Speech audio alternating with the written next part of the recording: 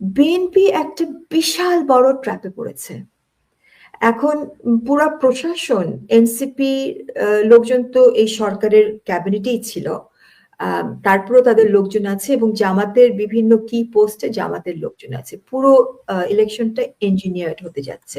যদি ইঞ্জিনিয়ার্ড না হতো, আওয়ামী লীগ মাঠে নাই, বিএনপির আসার সম্ভাবনা অনেক বেশি ছিল। এবং যে পোস্টাল ভোট যেটা করছে, পোস্টাল ভোটে অলরেডি আমরা ইউকেতে বিভিন্ন জায়গায় যেটা দেখছি, এখানে মহা কারচুপি এখনই হয়ে গেছে।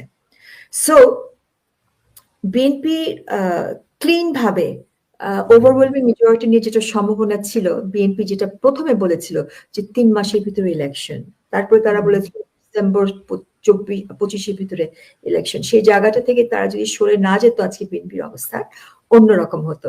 আনফর্চুনেটলি তারা এই জুলাই সনদে পার্টিসিপেট করে তারা তাদের হাত নোংরা করে ফেলেছে এবং তারা যে ট্র্যাপে চলে যাচ্ছে, এই জুলাই সনদটা কি কেউ কিন্তু জানে না, কারণ একটা দলিলে সব রাজনৈতিক দল কিন্তু সই করে নাই। সো এই জুলাই সনদটা কোথায়, কিসের উপরে এগ্রিমেন্ট হলো? এবং বিএনপি তো নিজেই বলছে যে আমাদের অনেক কিছু এখানে নাই, আমরা ডিসেন্ট ছিলাম, কিন্তু সেটা সত্ত্বেও আমাদেরকে এটার ভিতরে সম্পৃক্ত করা হয়েছে। সো এই যে গণভোট হতে যাচ্ছে, বিএনপি যদি জিতেও, which will be very difficult, তারা তো ক্ষমতা পাচ্ছে না। আমি বলছি কেন, কারণ তারা বলবে হ্যাঁ ভোটের পরে তোমরা একটা গণপরিষদে রূপান্তরিত হয়েছে, তোমাদের প্রথম কাজ হবে গণপরিষদ হিসাবে পুরনো সংবিধান ফেলে দাও, হ্যাঁ ভোট অনুযায়ী তোমরা নতুন সংবিধান করো, এবং নতুন সংবিধান যতক্ষণ তোমরা না করছো, তোমাদেরকে তো পুরনো সংবিধানের ভিত্তিতে আমি ওথ দেব না। উনি প্রেসিডেন্ট হয়ে যাবে, বিএনপি সরকার গঠন করার জন্য কোনো ওথ পাবে না, কারণ পুরনো সংবিধানে ওথ দেওয়া হবে না। তো দেশে কিন্তু তখন একটা সরকার, নির্বাচিত সরকার থাকছে না। অর্থাৎ আপনি আরো দেখেন, ডক্টর ইউনূস কিন্তু জাপানে যাওয়ার প্ল্যান করেছে মার্চ মাসে অফিসিয়াল ক্যাপাসিটিতে। তো ফেব্রুয়ারি 12-তে তো উনি নিজেই ইলেকশন ডিক্লেয়ার দিয়েছে। তো উনি কি তাহলে ধরেই নিয়েছে উনি ক্ষমতায় থাকছে অফিসিয়াল ক্যাপাসিটিতে?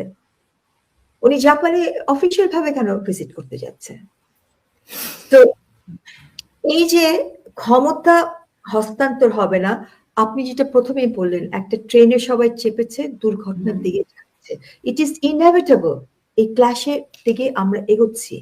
সো অর্থাৎ বিএনপির উচিত হবে এই গণভোট নির্বাচন থেকে সরে আসা, এবং তারা সিম্পলি বলবে, কারণ সরকার এখন নিজে গণভোট করছে। ইনফ্যাক্ট নির্বাচনটা হচ্ছে একটা আপনার একটা আবরণ, একটা পাইকারা।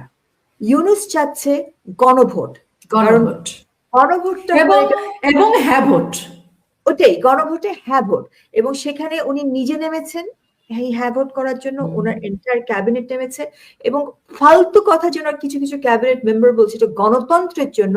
What rubbish! এই হ্যাঁ ভোটে পুরো সংবিধানে যে গণতন্ত্র শব্দটা ছিল সেটাই ফেলে দেওয়া হয়েছে। এটা গণতন্ত্রের জন্য এটা কেমন করে হবে? ওকে, 2 টার্ম প্রাইম মিনিস্টার থাকবে না, কিন্তু হাউ মেনি টার্মস প্রেসিডেন্ট থাকবে? এই বিষয়গুলো তো আপনার বিএনপির ম্যানিফেস্টোতে আছে। তারা তো এটা নিয়ে নির্বাচন করতে পারে, জনগণ যদি তাদেরকে ম্যান্ডেট দেয়, এগুলো নিয়ে তারা পার্লামেন্টে ডিবেট করবে। পার্লামেন্টের 2/3 নিয়ে তখন বিএনপি যদি চেঞ্জ করতে চায় আপনার সংবিধান, তারা চেঞ্জ করতে পারবে। But what is this nonsense গণভোট? এটা তো বিএনপির উপরে আপনার হাত পা বেঁধে, আগামী পার্লামেন্টের হাত পা বেঁধে বলা হচ্ছে যে তোমাদেরকে এই কাজ করতে হবে। এবং এই গণভোটের যে অধ্যাদেশটা হয়েছে, আমি এটা আগেও বলেছি, it's not even as good as a toilet paper. কারণ কি? কারণ এই অধ্যাদেশে বলা হয়েছে জুলাই সনদ বাস্তবায়ন আদেশের প্রেক্ষিতে এই অধ্যাদেশটা করা হলো। এই জুলাই সনদ বাস্তবায়নের আদেশটা কে, কবে, কোথায় দিল? এটা কোনো ডেট নেই, এটা অনুপস্থিত। এই জুলাই সনদটা কি লিগালিটি আছে? এটার আদেশ কে দিল? তো এরকম আদেশই নাই। তো সেখানে গণভোট করা হচ্ছে 4টা প্রশ্ন, এখানে একটা প্রশ্ন হচ্ছে যে আপনার 30টা বিষয়ে কনসেনসাস হয়েছে এবং সেটা বাস্তবায়ন করার জন্য যেই দলগুলো পার্টিসিপেট করেছে তাদের প্রতিনিধিরা পার্লামেন্টে গেলে তারা বাধ্য থাকিবে। এটা কি বাইন্ডিং? এটা তো বাইন্ডিং না, কারণ সেই প্রতিনিধিরা যারা এমপি হবে, ফিউচার এমপির সঙ্গে তো কোনো চুক্তি নাই। কারা ফিউচার এমপি হবে আমরা জানি না, এটা দলগুলো বাধ্য থাকিবে। তো এটাকে কিভাবে এনফোর্স করবে? আর বিএনপি তো বলছে আমাদের ডিসেন্ট গুলো নেই। এই 30টা ইস্যু কি এটা দুনিয়ার কেউ জানে না। এই গণভোটের হ্যাঁ ভোট বা না ভোটের সাথে এটা কিন্তু কপি অ্যাটাচ নাই। এই 30টা ইস্যুগুলো কি? এটা খায় না আবার পরে, প্রতারণা, আবার প্রতারণা। আবার প্রতারণা। সো এটা খায় না পরে, এটা কি জিনিসটা কি? এটা কি কিছু মিছু? What is it? 30 ইস্যু কি?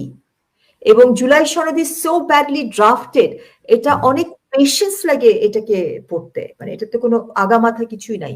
এবং দেখেন আলী রিয়াজ বোধহয় 2 দিন আগে বলল যে প্রথম 6 মাস 180 ডেজ যারা নির্বাচিত হবে তারা কিন্তু আপনার সরকার গঠন করতে পারবে না। এই কথা তো আমি আপনার বেশ অনেক আগেই বলে দিয়েছি।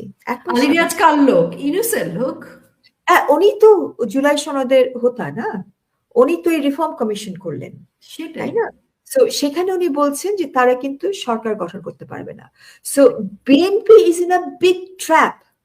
অনলি ওয়ে আউট তাদেরকে বলা, আমরা এই কেয়ারটেকারের নেতৃত্বে ফ্রি ফেয়ার এবং ইনক্লুসিভ ইলেকশন আমরা দেখতে চাই।